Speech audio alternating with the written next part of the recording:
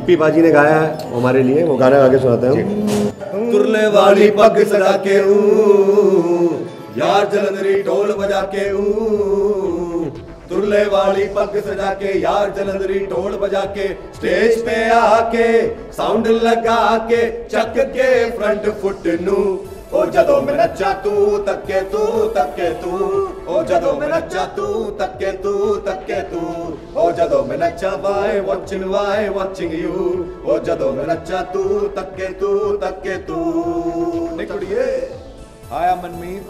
Hi, I'm Anjan. We are Meet Bros. Anjan.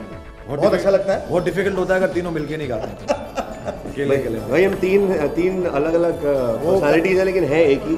वो गाना तो आपने सुना है, मिले सुर मेरा तुम्हारा तो सुर बने हमारा, तो वही हम लोग के बीच में है।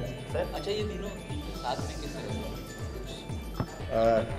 हम लोग एक्चुअली शुरू से शोज करते थे ना, हम लोग स्टार्टिंग से साथ में शोज करते थे। फिर हमने एक शुरुआत में एक ग्वालियर में एक रेडियो स्टेशन था, वहाँ पे हमने FM में प्रोग्रामिंग शुरू करी और वहाँ पे वो स्टेशन इतना हिट हो गया और वहाँ के हमारे जिंगल्स और प्रोग्राम्स इतने हिट हो गए कि हमारे RJs और सब ने बोला ग्वालियर वालों ने कि आप इतना बॉलीवुड जैसे आप गाने बनाते हैं, आप बॉलीवुड क्यों नहीं जाते। बस फिर हम लोग फिर बॉम्बे आके फिर हमने सबसे मिलना शुरू किया और फिर जर्नी शुरू हो गई। जैसे राम मिलाए जोड़ी होता है वैसे राम मिलाए तिगड़ी, उसके बाद एक अंधा कोड़ी भी होता है। लेकिन और क्या अलग होगा इस गाने के अंदर? इस गाने के अंदर बहुत कुछ अलग दिखेगा।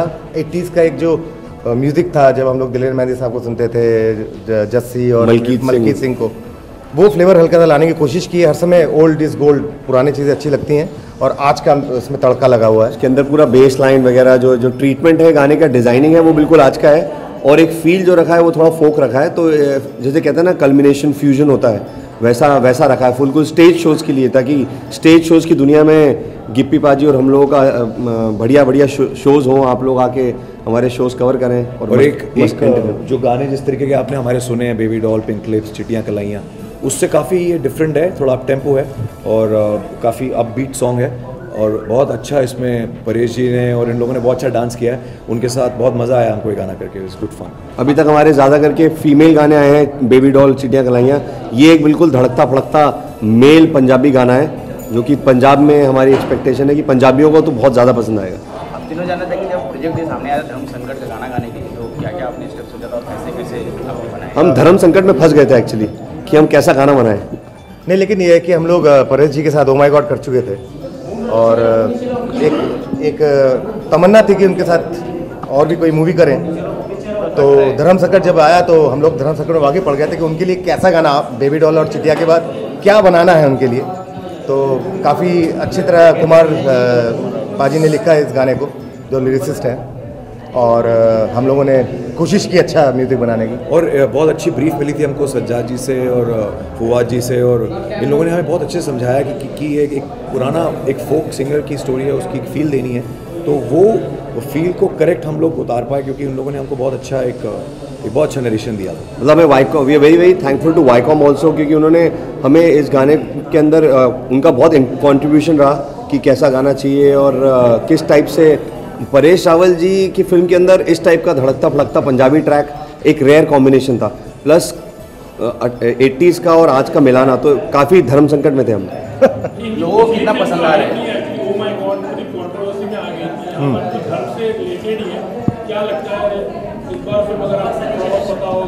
सर जब भी कोई जब भी कोई सच्चाई दिखाई जाएगी वो हमेशा कंट्रोवर्सी तो होगी, क्योंकि जो बात सच्ची होती है वो कड़वी भी होती है और वो बहुत लोगों को अच्छी नहीं लगती। ओ माय गॉड जब हमने उसमें गाना किया था मेरे निशा हैं कहाँ, और हमें मालूम था कि बहुत एक सिंपल सा कॉन्सेप्ट है, लेकिन ये बिल्कुल सही है कि हमको धर्म के नाम पे जो हमारे पूरे देश को मिसलीड किया जाता है उसके अगेंस्ट उन्होंने एक अच्छा स्टेप दिखाया था। बहुत पुराना प्ले था। धर्म संकट भी एक वैसी अप्रोच है, इट्स अ डिफरेंट स्टोरी, लेकिन ये है कि ये जब कोई एक रियलिटी आपके सामने आती है तो कभी कभी कुछ लोगों को अच्छा नहीं लगता। तो हम लोग जब अपने काम करते हैं, फिल्म में गाने बनाते हैं, फिल्में बनाते हैं, हम लोग कंट्रोवर्सीज की परवाह नहीं करते, क्योंकि हम वो करते हैं जो हमें लगता है कि सही है। सर हमारे जो गानों का स्टाइल जो पहले आया, ओ माय गॉड में बड़ा एक मेलेडी थी, मेरे निशान, अभी बिल्कुल इस गाने के अंदर बिल्कुल एनर्जी और धमाका है। तो हम लोगों ने अपना स्टाइल, म्यूजिक का जो स्टाइल बना के रखा है मीत रोज अंजन का, वो वर्सेटाइल है। जैसे कहते हैं एक आदमी का एक रैप स्टाइल होता है, किसी का कुछ प्योर मेलेडी होता है। हम लोगों का आने वाले समय में अगले 3 महीने में कुछ हमारे काफ़ी सारे गाने आ रहे हैं, जिसमें आपको हर गाना एक दूसरे से अलग लगेगा।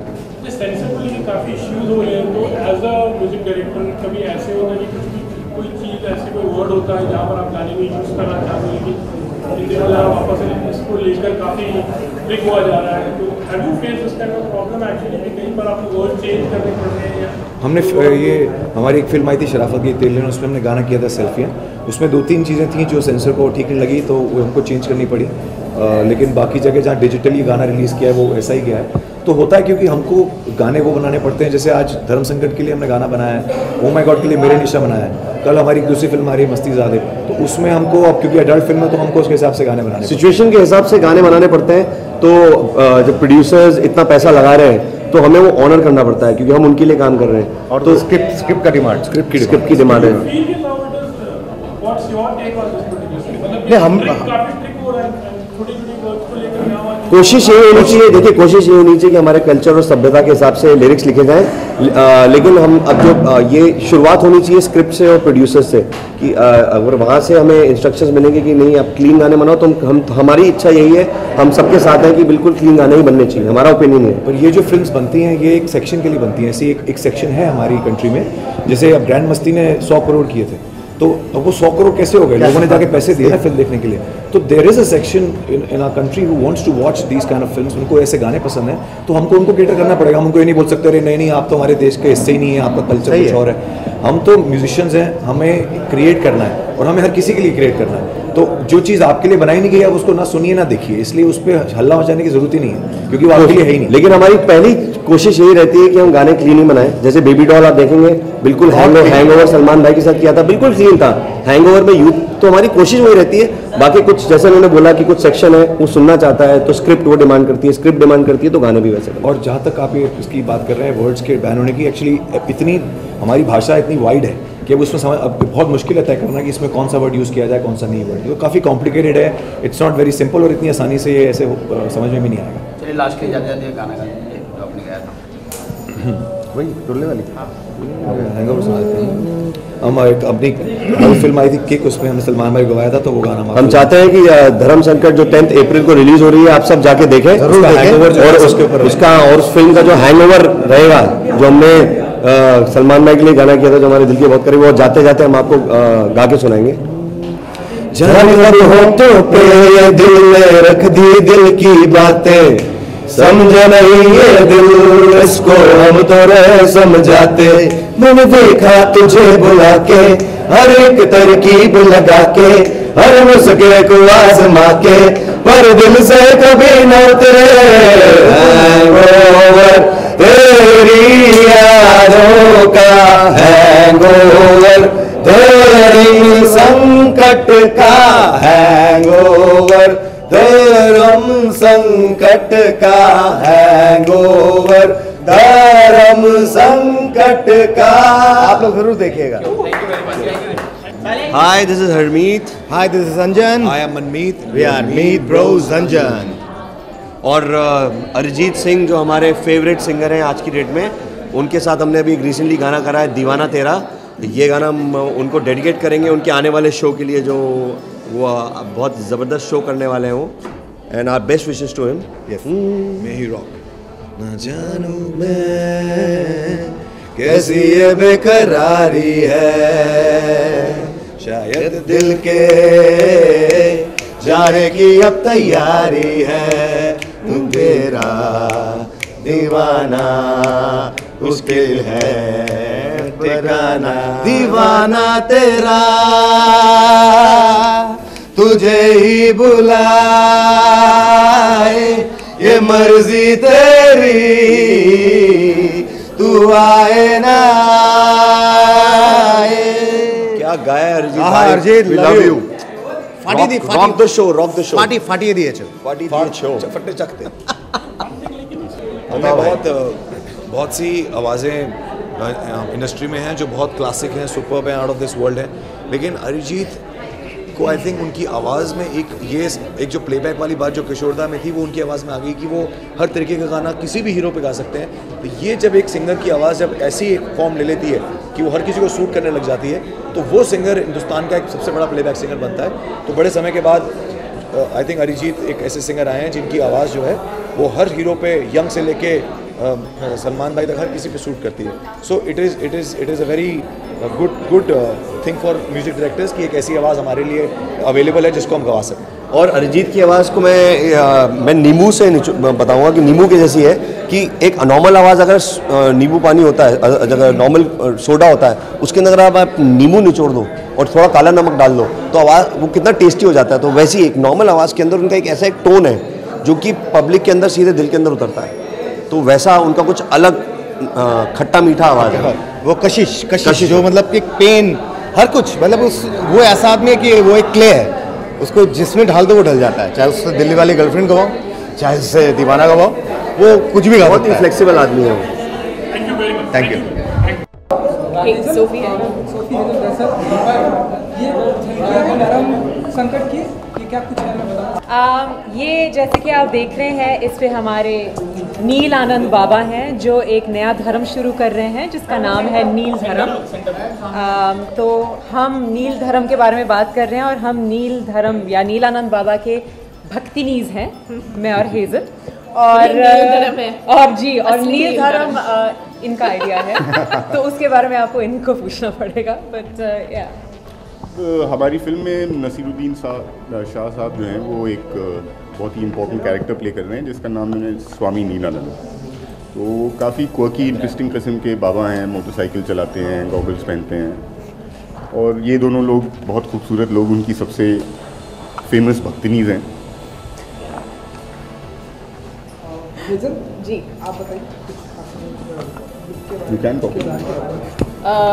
लुक के बारे में तो सब नील आनंद है तो हर चीज़ नील है. नील और क्या बताऊँ. या दैट्स इट. आप जैसे कि आप लोगों ने देखा है ऑलरेडी, इसका एक प्रमोशनल गाना आ चुका है जो है नील आनंद बाबा. तो हमारी यही उम्मीद थी कि ये सबका नया एंथम बनेगा.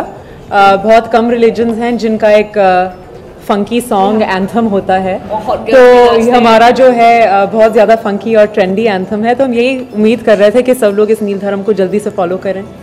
फवाद साहब, किस तरह का जोखिम इस तरह का सिनेमा बनाते वक्त नजर आता है, क्योंकि बहुत ही बातें बयान के तौर पे भी ली जाती हैं फिल्मों में. देखिए, जब आप फिल्म बनाने की तरफ चलते हैं तो जोखिम तो बहुत सारे आते हैं, और शायद हमारे मुल्क में इस वक्त ये भी हो गया है कि फिल्म जब रिलीज़ होती है तो लोग अपने आप को पब्लिसिटी देने के लिए कुछ ऑब्जेक्शन ढूंढ लेते हैं. हमारी फिल्म में ऐसा कोई ऑब्जेक्शन है नहीं, हालांकि है फिल्म रिलीजन के बारे में, लेकिन कॉमेडी है. We are not saying anything objectionable about any religion, and एक इंसान की जर्नी है, उसका कॉन्फ्लिक्ट है. So there is a lot of fun in the film. It might look like there's something objectionable or something that people might find controversial, but actually there's nothing controversial in the film. And at least people are talking about the film, right? No, but I just think आजकल anything can be a controversy. So it's if you want to find a controversy in anything, you'll find it in anything. हमने blue पहना है, उसमें भी controversy आ सकती है.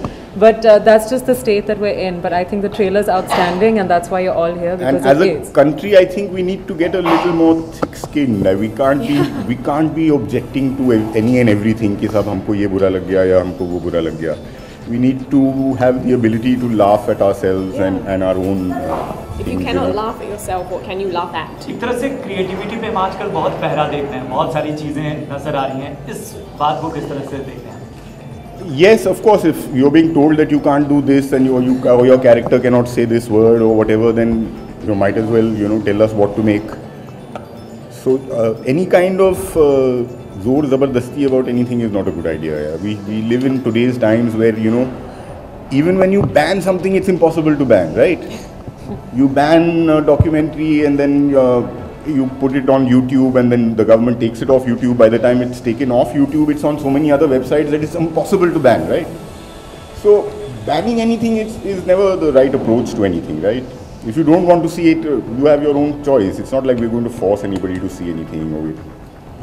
Film के बारे में कहा जा रहा है कि ये ब्रिटिश कॉमेडी का एडेप्टेशन है, क्या कुछ बातें इस लिहाज से? जी, जिन लोगों ने इस फिल्म को प्रोड्यूस किया है, that is Sajjad Choonawala and Sharik Patel.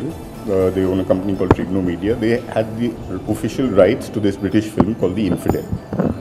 उसके बाद जब उन्होंने वो राइट्स एक्वायर कर ली, then we went on the process of making this film, which is we first went to Kundan Shah sahab to script the film. So his team of writers has written the film. Then we got these stalwarts to agree to act in the film, and this wonderful journey of making the film. And now we're at this point, we just want it to be out and everybody else to love it as much as we love it. Sophie, जब आपको बताया गया कि आपको भक्त बनना है नीलकंठ बाबा का, तो नील आनंद बाबा का, जी, तो क्या कुछ फीलिंग थी? मुझे बस यही लगा कि लोग सोफ़ी को इस नए अवतार में ज़रूर देखना पसंद करेंगे, क्योंकि ग्लैमरस अवतार सबने देख लिया है, ये भी कुछ कम ग्लैमरस नहीं है, थोड़ा अलग है. लेकिन मुझे इस फिल्म के बारे में कुछ शायद 2 सालों से पता है, क्योंकि इस फिल्म के जो प्रोड्यूसर हैं सज्जाद मेरे बहुत पुराने दोस्त हैं, तो उन्होंने मुझे बताया था कि वो इस किस्म की फ़िल्म बना रहे हैं. और फिर काफ़ी वक्त तक हमारी बात नहीं हुई. फिर जब मैं झलक दिखलाजा कर रही थी, एक दिन उनका फ़ोन आया कि मुझे कोरियोग्राफर चाहिए. मैंने कहा किस लिए?